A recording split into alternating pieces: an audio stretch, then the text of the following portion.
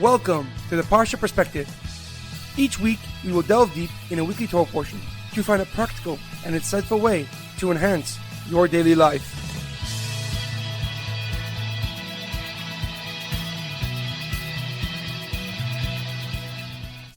Thank you for tuning in.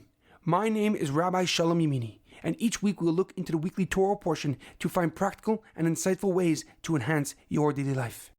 This week's Parsha Perspective is in memory of Shlomo ben Edward and Edward ben Efraim. May their souls be uplifted and may their memories be a blessing. This week's Parsha Perspective is in honor of the Refuah Shlema of Shaul ben Berta, Sasson Bezalel Ben Batia, Maya Bas Tamar, and Yirachmiel ben Tova Basha. May they have a complete and speedy recovery. This week's Torah portion is Parshas Korach. But before I begin, I would like to say that this Sunday is the 3rd of Tammuz, which marks 26 years since the passing of the Lubavitcher Rebbe, Rabbi Menachem M Schneerson. Traditionally, this is a day for reflection, recommitment, and above all, positive action. Our Parsha begins with Korach staging a rebellion against Moshe and his brother Aaron. Together with a few ringleaders, he gathers 250 men and accuses Moshe and Aaron of nepotism and power hoarding. They took specific issue with Moshe's appointment of his brother Aaron as Kohen Gadol, the high priest, to serve in the Mishkan and future in the Beis Hamikdash. Furthermore, they also argued that since the Jewish nation were all holy, there was no need for any person to be higher than another, and therefore Moshe Rabbeinu did not need to hold the position of the official leader of the Jewish people.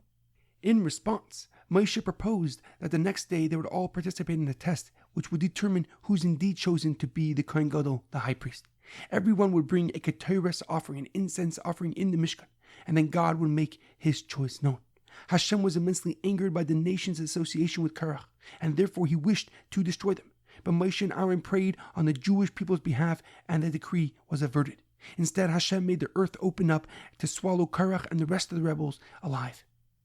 And even after Korach's punishment, it did not stop the rest of the others from rebelling against Moshe and Aaron. So Hashem instructed Moshe about the test of the sticks. A leader from each tribe would have their name written upon their stick, and they would be placed overnight in the Kodesh HaKodashim, the Holies of Holies. The stick that blossomed and bloomed with any growth or vegetation would be recognized as God's chosen leader. Moshe did as God commanded. He gathered all the sticks from the tribal leaders and placed them overnight in the Holies of Holies. The following day, all the leaders gathered as Moshe retrieved their sticks, and needless to say, only Aaron's stick had blossomed miraculously with ripe almonds. This test demonstrated decisively that Moshe and Aaron were chosen and the elected leaders from Hashem. However, a question comes to mind. When Korach initially rebelled, Moshe proposed that they all offer the keteres, the incense offering, and watch whose offering was accepted. As the pasuk writes, "Vayidabel el Korach v'kol adasei lemor," and Moshe spoke to Korach and all of his congregation, saying, "Boker v'yeda Hashem es asher lo." Come in the morning, and God will make known who is his. But why did Moshe stall and delay the test that could potentially suppress this developing rebellion? Why did he wait till the following morning to end once and for all this revolt and mutiny? The Orach HaKodesh on this pasuk, Rav Chaim ibn Attar, a well-known Moroccan Kabbalist and commentary, writes that Moshe was attempting to save those who would give the keteres offering, the incense offering. As the Torah details in the story of the untimely death of Aaron's two sons, Nadav and Avihu, that they were killed for bringing a eish zor asher lo tzivah osam, a foreign fire that God has not commanded them to give. The Orach HaKodesh explains that Korach came to Moshe in the afternoon just following the giving of the keteres, the incense offering, and therefore Moshe recommended that they wait until the following morning to bring the offering, so it will not be considered an eish zor asher lo tzivah osam, a foreign fire that God has not commanded them to give. However, Rashi gives a simple but an immensely powerful explanation. He writes that Moshe saw the intense and radical rage that Korach inflamed within his followers. And being the leader that he was, he wanted to save the people who were even actively rebelling against him. He wished to stop them from going down a path which they cannot return, and from continuing on a journey that can only lead to the death of thousands of his Jewish brothers and sisters. And therefore he stated, "Let us wait till the next morning." Moshe hoped that through delaying and waiting till the morning, their passion would diminish and decline, that their anger towards him would subside and common sense would grab hold of them once again, so they can realize the inherent contradiction and inconsistency of Korach's claims. He first claimed that every Jew is holy and a child of God, and therefore there should not be any leaders, and yet he also argued that he should be the one who was anointed as a Kohen Gadol, the high priest.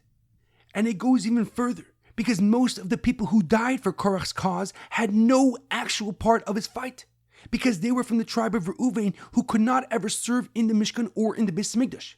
For Yaakov Avinu took away their priesthood as a punishment for Reuven moving his bed into his mother's tent, Leah's tent. And yet somehow Korach managed to convince them to join him in his endeavor to serve as the Kohen Gadol, the high priest.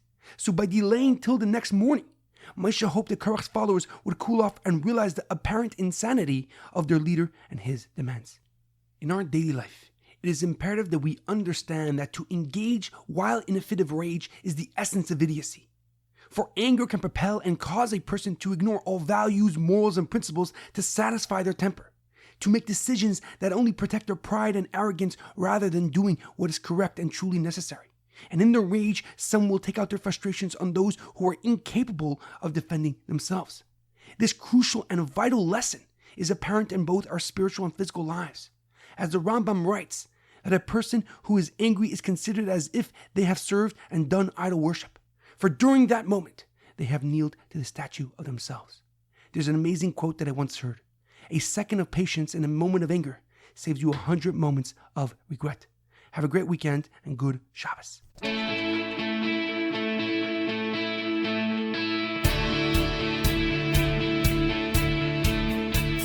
Thank you for tuning in to the Parsha Perspective. Check out our website, theparshaperspective.com. Send thoughts and comments to theparshaperspective@gmail.com. Till next time, thanks for listening.